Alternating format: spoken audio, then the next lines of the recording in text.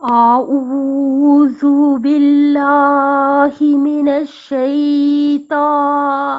الرجيم. بسم الله الرحمن الرحيم. قال علي عليه السلام: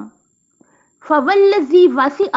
سمعه الأصوات ما من أحد أودع قلبا سرورا إلا وخلق الله له من ذلك السرور لطفا، فإذا نزلت به نائبة جرى إليها كالماء في جداره حتى يطردها عنه كما تطرد غريبة الإبل. مولا علی علیہ السلام فرماتے ہیں: اس ذات کی قسم جس کی قوت شنوائی تمام آوازوں پر حاوی ہے، جس کسی نے بھی کسی کے دل کو خوش کیا تو اللہ اس کے لیے اس سرور سے ایک لطف خاص خلق فرمائے گا